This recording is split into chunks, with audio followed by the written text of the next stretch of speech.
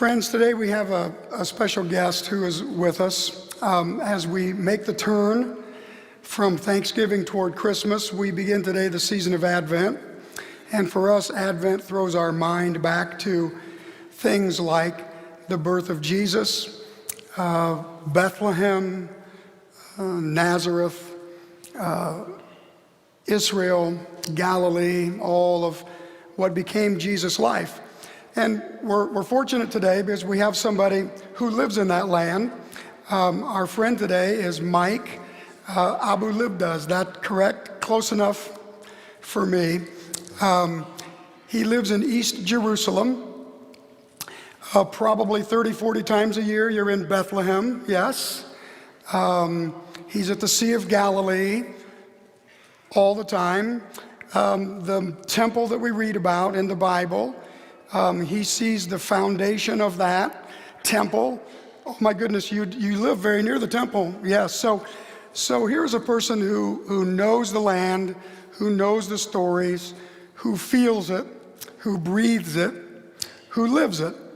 Mike was our guide when many of us went almost 2 years ago to Israel. And he took us all through the land and shared with us all of the deeper meanings of that land. He's written a beautiful little book, a devotional. He has a great cause that book is for, and he has a great story. So Mike, we feel honored and blessed for you to be here today. Come on up. Let's give Mike a warm welcome. Thank you.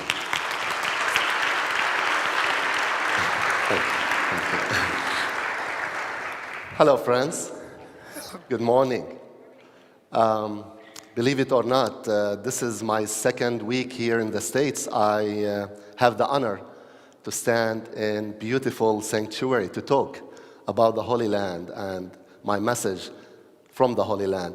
I don't use on this. I usually talk in archaeological sites, in caves, in the dust, crawling on my hands. This is beautiful. It's my honor to be with you here, friends, today. I love this. When I first came with Glenn, I loved what's written up here. Those words are great. I love them. There is big difference between when you born and you live with your parents, and then every Sunday they take you to church and they teach you at home about Christ. That's one side. The other side is when you grew up without that background, parents, and then you find the way yourself. Big difference. And one of the special, beautiful sites in the Holy Land in Israel, where I found myself, then I had hope, then I started to love, then I felt that great joy and peace in my heart and soul. That's called the Sea of Galilee in Israel. If you ever saw a map of Israel, the Holy Land, friends, there is a ridge on the east side of the land between Jordan, Syria, Lebanon, Egypt, and Israel today. That ridge, it starts from north, from where there is a big mount. We call it Mount Hermon. And it goes all the way down as a valley. We call it Jordan Valley. It goes till the Dead Sea and then continues all the way down in the desert in Israel till Egypt. Why I chose that little geographical part of the land to talk about, friends? It always inspires me. It's always special to be on that ridge. When you visit yourself, you will be amazed with what you will see, and then directly you will feel the Bible alive in your eyes. When you walk that ridge, on the northern part of that ridge, there are 3 sources of water. One called Banias, Dan, and Hasbani. 3, again, number 3, life water coming from the mount. They connect together, fresh water, beautiful, and they create one source of life. That source of life, we call it Jordan River. 3, 1, and then everything around that stream. Many biblical events took place in that or on that ridge. Let me start with one point. Great biblical event that took place on the north side, even before the three springs merged together. When you visit there, you see a huge mountain, and you see one solid, big, huge rock. When you stand in front of it, directly you go to Matthew 16, where Jesus came with the disciples there, and he asked the question, what people saying? Who am I? What they talk about me here? And keep in mind, where Jesus took the disciples there in his last 2 years before crucifixion and resurrection, it was a kind of challenge also. That area there, it was populated not by believers of Christ, but by pagans and Gentiles in general, and few rich Jews who lived there. And in the midst of all of this, Jesus asked the question. And then, standing in front of that huge rock, by the way, geologists examined that rock, where under it we have that source of water, fresh, nice, beautiful water, and they found that it's one piece of rock, not like different or many parts. Then directly Jesus commenting on Peter's confession, Matthew 16:18. And directly we understand this. And this is why I love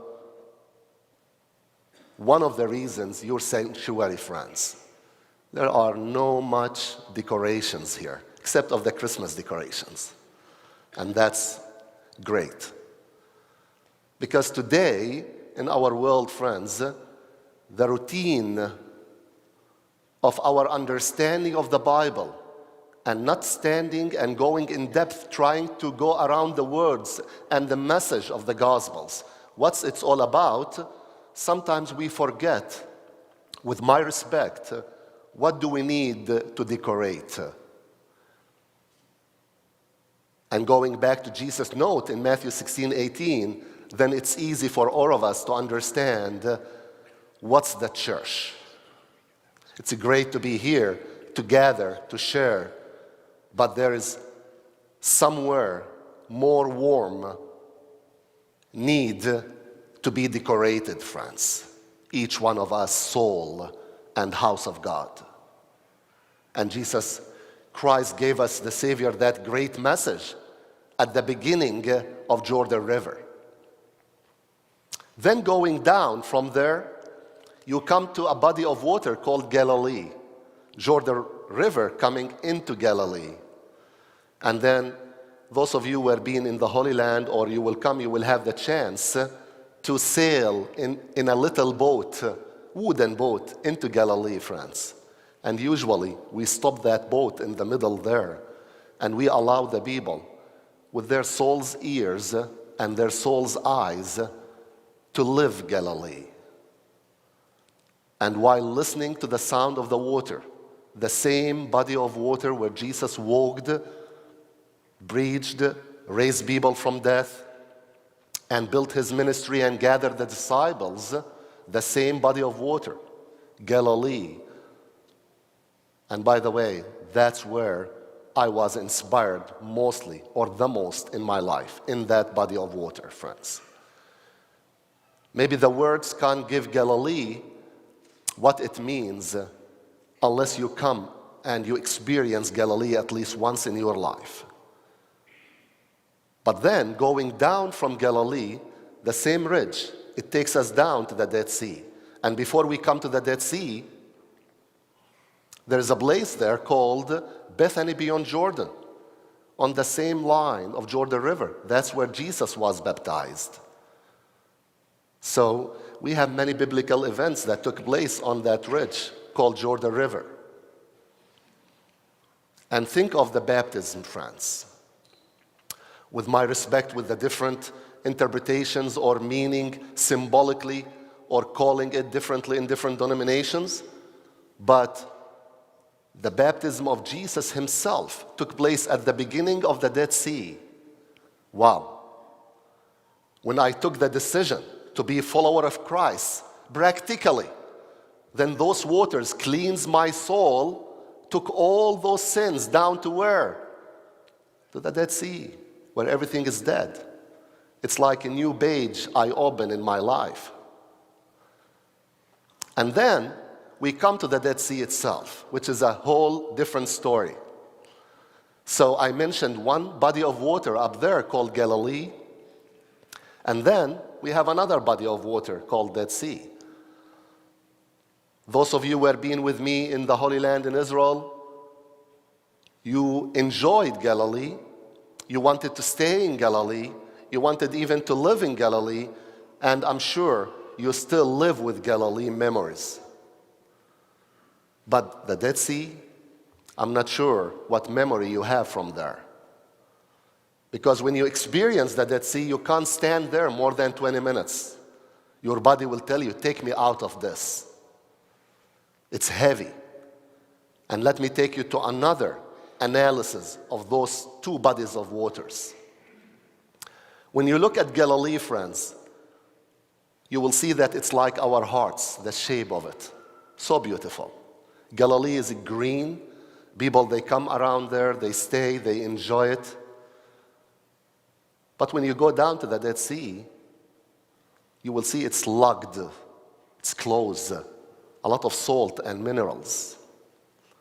It's ugly, in a way. Galilee got fresh water coming into it, and when you go to the south edge of Galilee, you will see the hands of Galilee are open. The water of Galilee coming out of it, friends. When you come to the Dead Sea, you see different story. Nothing coming out of it. So we are standing there in front of one alive, giving source of water. That's where the Lord chose to be his home. And we have another body of water. It's dead. And this is my challenge in my daily life as lover of Christ and believers in Christ and following his daily life practice. I want to be Galilee, friends. I don't want to be dead like the Dead Sea. It won't give me anything good to be dead. I was not born to be dead. We were all born to be alive like Galilee, friends. From that body of water, I'm standing in front of you today, bringing beautiful message called Be Galilee, friends. 1 week ago, I was driving with my son, where we arrived to Ohio, and we did little tour. But then I stopped at the gas station to fill the car. I came in there, and I found this shirt. It's, I think, $11. But it's good quality, so. What I liked in this shirt is what's written in it. There's the map of the states, all United States, and there's one word here. It says home. This word is my life. I love this word, home. I'm coming from part of a word of the world, which is there's conflict since I was born there. And I left Israel for years, and then I went back. And I was born in the way of the cross, by the way, in Jerusalem, the Via Dolorosa. But because of family circumstances, conflict, political situation, I lost that value or meaning of home. But then going back to Israel from Greece, where I grew up, and standing in that body of water called Galilee, and determining in my daily life to follow Jesus, Then I came to a point to understand what is home. And when I came here 2 weeks ago, friends, because I don't want to feel like I'm a stranger here. I don't want to feel that I'm a tourist here. Not at all. I bought this shirt and I wear it proudly outside because I want to tell people that you are home for me. And I hope I can be home for you too. As we are living, friends, Christmas days today, we need to step outside. We need to break the routine of our daily life. We need to look around us with my respect to all of you. Someone maybe like me won't come to you and tell you, I need you to be my home. Maybe I need to step outside and look for someone who really needs me to be his home. Maybe I need to make more efforts because of this beautiful, lovely, warm days. We call it Christmas, the birth of the Lord from that little town called Bethlehem. And every time I go there to that little grotto or cave, I just remember all the years, wherever I lived, that the Lord sent me people and they were home for me. And I want to be home for someone too today. This is my mission in my life. And I hope if each one of us, starting with Be Galilee, which is the base, the basic, to open our hearts, our hands with love in order to implement what it's all about. Love your Lord, love your neighbor, and then try to be home for someone, friends. I would like to end with, since that time till today, once a day I stop someone, either a friend or someone even I don't know. When we say, hi, how are you? I say, Merry Christmas. And people, sometimes they wonder, it's not Christmas yet. Friends, we can make all our days, 365 days, to be Christmas. We don't need to spend much money on gifts. There's only one simple gift that I can share with someone and say every day, Merry Christmas, which is this little heart filled with love the Lord put there to share with others. To smile to my neighbor and tell him, I love you, neighbor. Merry Christmas. Maybe I need to explain to my neighbor what do I mean telling him Merry Christmas in February or in January after celebrating Christmas in December. But friends, we can make all our days to be Christmas. And maybe little bit from here, little bit from there, we can make our days to be better. In the middle of the chaotic, and excuse me for my English, the world that we live today, all the troubles and the problems, friends. This is an invitation, with my respect, from a friend, a brother, a son, to all of you, friends. Let's don't lose hope in humanity. In each person, even the worst person on earth, there is that little light that still we can call that person, as long as he is alive, a human. And it's our role to stand on that light and spread it, to help that person. You never know. The Lord will help you to make a miracle. Slowly, slowly.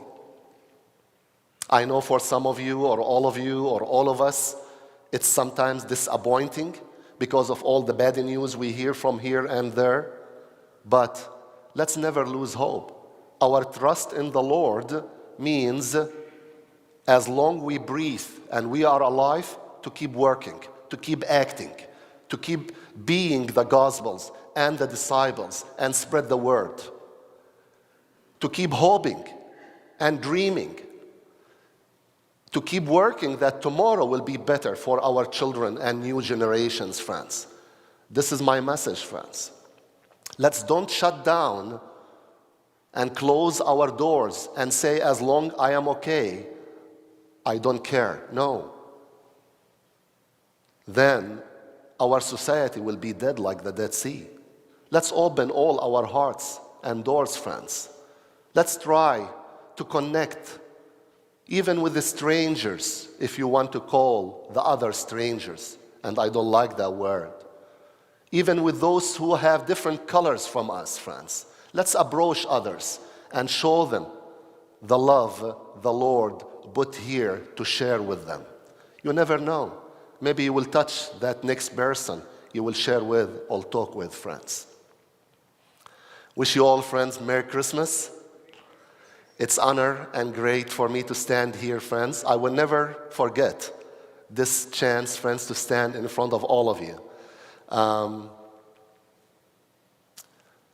I will go back home tomorrow, actually, to Israel. I'm flying back home. But I feel my heart rich because in the little time I stayed here, I gained many homes within my heart and my soul, friends, from such wonderful people like you, friends. Merry Christmas, everybody.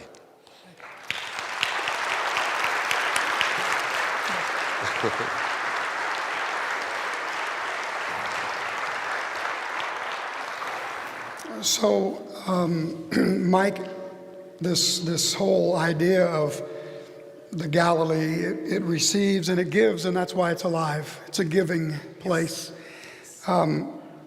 You wrote a little devotional book from little places in Israel. It's called Be Galilee, Be Galilee. The proceeds from this book, the money from this book is going to go to do what? Since I was born, my mom died, and she became as an example for me as Galilee. She gave her life to me. I grew up in Bethlehem, in Jerusalem first, then in Bethlehem, then in Greece, in orphanage. I had the title orphan child. Orphan, it's very sad, but it's cheerful when you find home within people opening their hearts to you and people coming and telling you, I'm your brother, I can be your mom, I can be your dad, I'm your family. So from all those stages in life, which is half of my life, I can tell, around 24 years till I came back to Israel and settled there, I was inspired. And in the middle of Israel and Palestinian territories where I live, we have a lot of children who are really orphans, but same time, they need hand. They need Galilee in a way. So a few years ago, this dream came to me through this beautiful little symbol book that I would like to establish a center in Bethlehem or in Jerusalem, call it Galilee, where I can bring orphan children and give them the love of the Lord that they need and whatever support they need.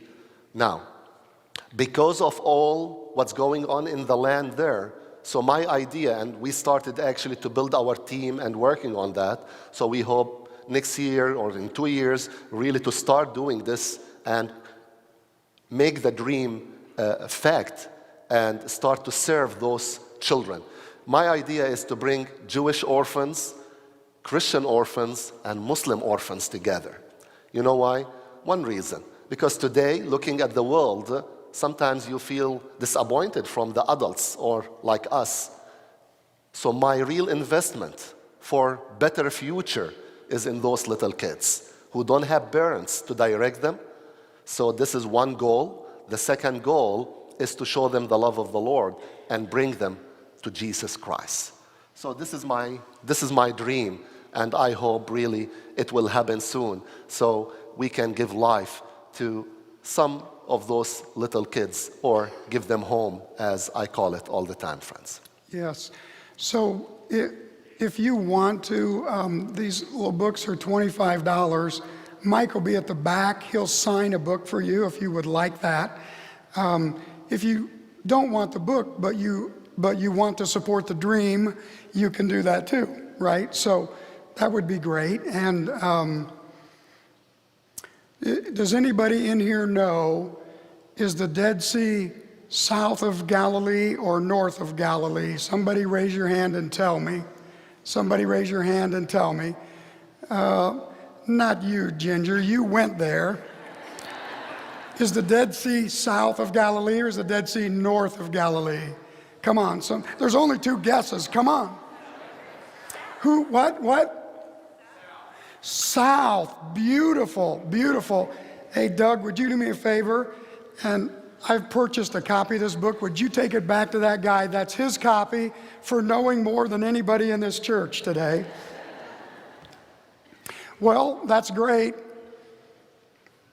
So, Mike, let me ask you a couple of other things.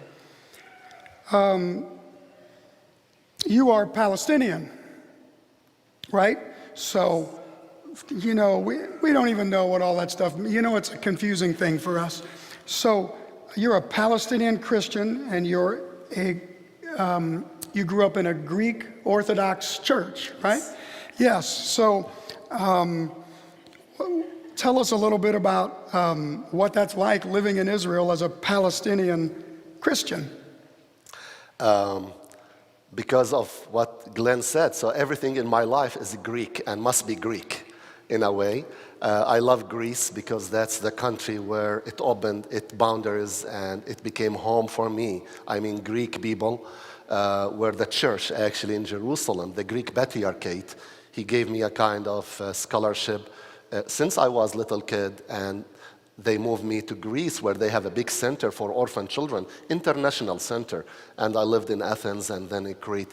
But as Glenn mentioned, I was born for Palestinian family in the middle of the old city of Jerusalem. I just remembered that when I was a teenager, and when I went to the authorities in Greece to register, to make my papers and all of that, they wrote in Greek a word called ekathoristos. That word, it hurts a lot.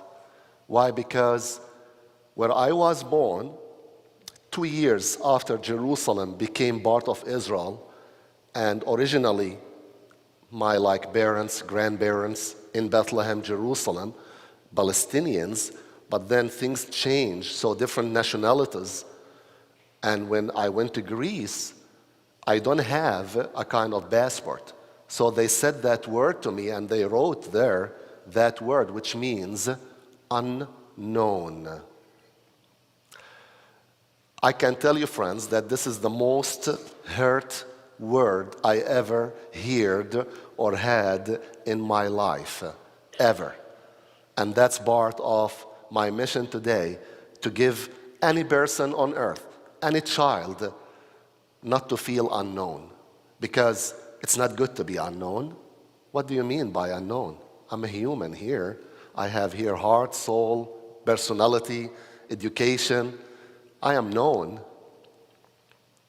So, to be born as a Palestinian in the Holy Land, then you open your eyes and you find all those problems going on around, where people fight on the land and people kill each other on the land and on holy shrines. And then you have choices. Either you stay there and, of course, all the pressure on you and your family, or you immigrate, as many of us did. And it's not easy, friends. It's not easy to live, and I don't want really to go in depth in political analysis, but in general, you don't feel that you have a respectful life. I can't tell you in words what my son described his 2 weeks now in America here. I can't tell you, as a young man, 18 years old, the freedom he felt being here in America and not carrying his ID in his pocket, where every few meters a soldier will stop him to look at it and check him. Or. Of course, we all understand that there are two parties of people there in the land, where one party want to preserve what they achieved, the Israeli side, and from security point of view, they want to protect their people and keep them secure. From the other side, the other part of the story that sometimes people don't hear about, where there are people there, Palestinians are people, friends, and they want their rights in a respectful daily life, to feel free in their little part of land, in a way. It's little complicated or much complicated, but we keep hope, as I said, friends. From all of this, it came what I shared with you, friends, and with hope that, and I am sure on both sides there are people who they can give hand and stand with me in the calling of building bridges, not walls, and coexist and cooperate together. We are few, but it's good beginning, friends, with hope and prayer that tomorrow will be better for the children of both sides. So, anytime you're in Zionsville, you have a home. And now you're not unknown. And we are very, very glad that you're with us today. We wish you God's blessing on your flight back to Israel and for your son. Incidentally, his son is going to come to California and study at the LA Film School, believe it or not. So he will be a rich producer, and you will be a poor Palestinian, right? That's how it is. My friend, Mike Abu Libdeh.